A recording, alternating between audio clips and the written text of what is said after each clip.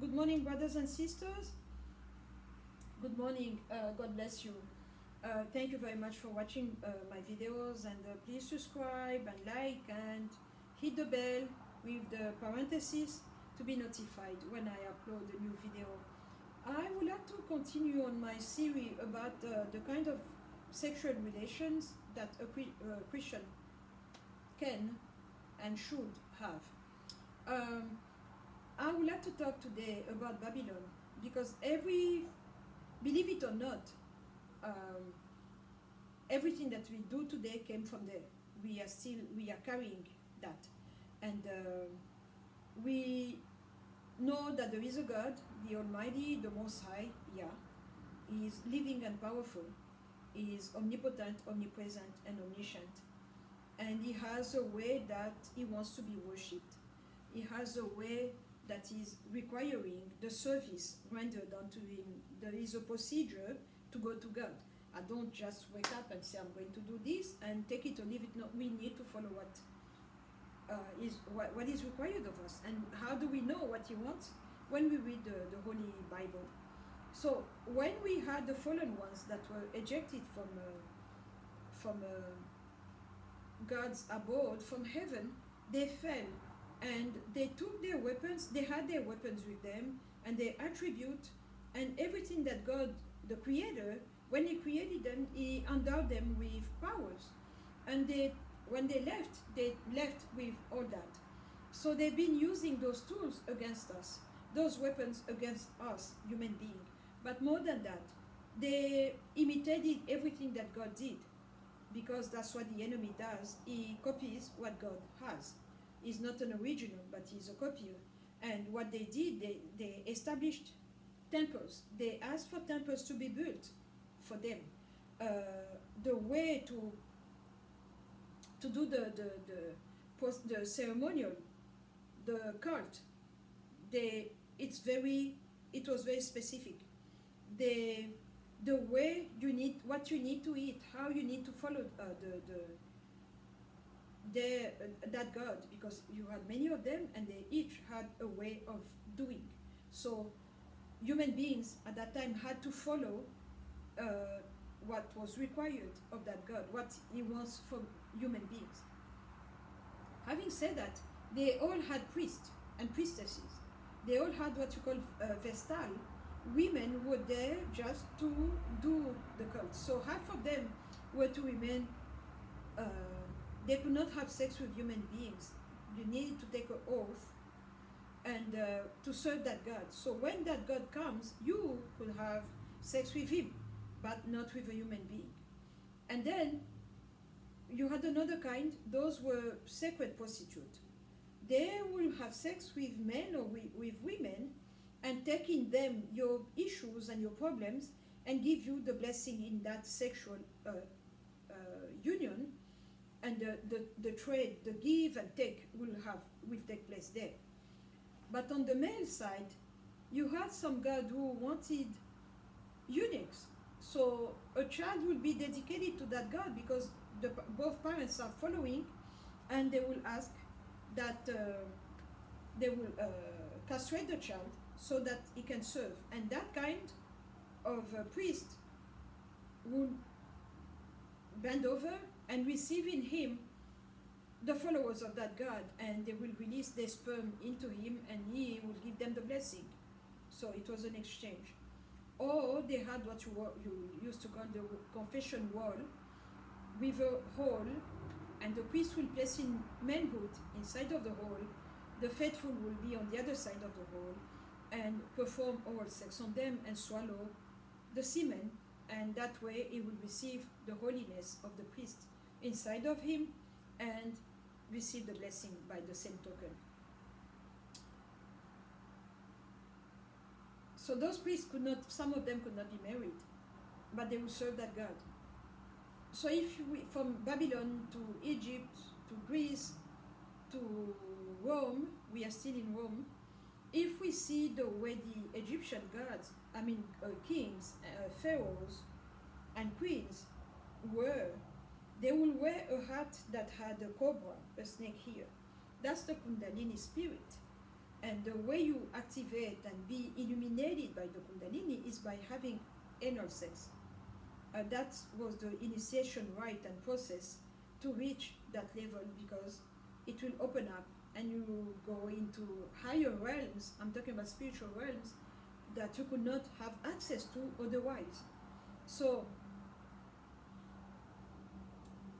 that was in the church, because we are seeing even today, we have in the Protestant Church, I am evangelical, we will hear about scandals where a pastor was caught with a little boy or a little girl, or in a compromising positions. All that comes from Babylon. So that means that that pastor he has not seen the light. Because when you have your Damascus experience, like Paul had it changes you. And when that happens to you, something happens and you are not the person that you used to be. Even if you have an idea, you want to do something, but you cannot do it anymore. That change comes from that encounter when you meet God and you submit to Him and you say, "My God and my Lord," like Thomas said it in the upper room. So we have many Christians who haven't met Christ, but they are speaking on His behalf. So that's just lip service. They are not persuaded of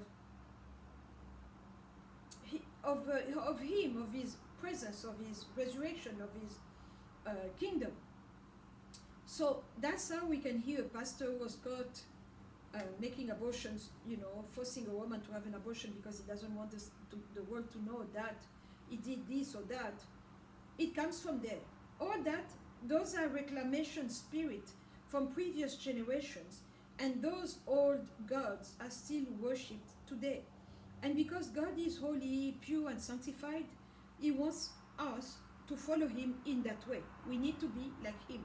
And it is possible to be like that because the wonderful works of the cross gave us victory above sin. It's possible to be a Christian. I'm not a work in progress. I am a finished work, and what I'm receiving from the Holy Spirit updates. Is updating me, is adding and taking me from glory to glory. So there are things that I cannot do again. There are things that I cannot become again. There are positions that I cannot take. So as a believer of Christ, I love what He loves and I hate what He hates. So I cannot say I'm a Christian and then go bless Planned Parenthood where they are murdering babies. I cannot say I'm a believer and then go work for gay rights. I've had to have conversation with many people who tell me that nowhere in the Bible Jesus mentioned the homosexuality or the word gay or this and that. Okay? But when we see what the word says and what Jesus was, either we follow Him or we don't. Jesus never mentioned computer, but I'm using one. He never mentioned an iPad, but I'm using one. He never mentioned a microwave, but I'm using one to defrost my stuff. I think those are just, you have a defiled mind and you want to make excuses or to give yourself a reason to carry on with your sin, because sin is good. Sin is good and it feels good. There is a way that seems right to men, but the end thereof, we all know the verse. So we have to go back, and those gods wants to be worshipped a certain way. Now, because judgment will start by the church first, and then now we go in the world. So if you're having oral sex, it takes you back to Babylon. If you are having anal sex, it takes you back to Babylon. Bestiality, it takes you back there. And then now we have Christians. So what that makes of us? We can be in a service for God, the Most High. We say hallelujah, praise the Lord. And then during the week, I'm a pagan because everything that I do is tending back to Babylon, Babylon, Babylon. So that makes me, if I live like that, a schizophrenic Christian. I say I love the Lord, I'm a temple for the Holy Spirit, but on the other hand, I'm defiling myself with oral sex, swallowing things that I'm not supposed to swallow, and then receiving anal sex. So that's where we are. That's the state of the church. And now, is it any wonder that we are an important church? We don't have power, we don't have fortitude, we are not what we could be. Because if He is the same God yesterday, today, and forever, how come we cannot do what Paul and Peter did? How come we cannot open blind eyes and raise the dead and say to someone, silver and gold I do not have, but such as I have, rise in the name of Jesus? Why can't we do that today?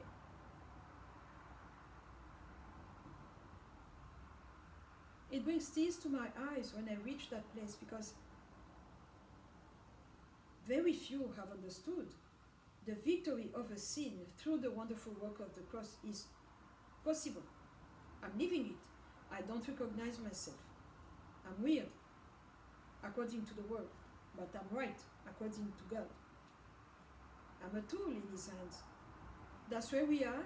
That's the state of the church. So we have Christians in church, but pagans throughout the week, and that's what they do. And so they flip-flop, they change. It's like Dr. Jekyll and Mr. Hyde. Dr. Jekyll and Mr. Hyde. That's what most Christians are now, the majority. And that's where we are, and that's very sad.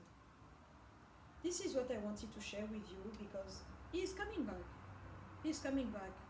I don't know when, but He's coming back. I just want to be ready for Him when He comes, so that, like the 10 foolish virgin, I don't want to miss Him. He's coming back for sure. God bless you. And if you cannot stop those activities, I'm talking about oral sex and anal sex, then ask the Holy Spirit to help you, because when you watch porno movies, everything comes from there. That's the norm. We start with this, that. And if you don't do that, you're old-fashioned. Oh, wow. So we need to go back to the drawing board when it comes to sexual relations, the way we do it, and who do we want to please? I ask you, who do you want to please? God or your flesh? Or allow God to fix you so that the spirit is first, your soul second, and your flesh third. I've already made up my mind, and I pray that you are going to think about it and choose wisely while there is still time, because things are going to be really bumpy. God bless you.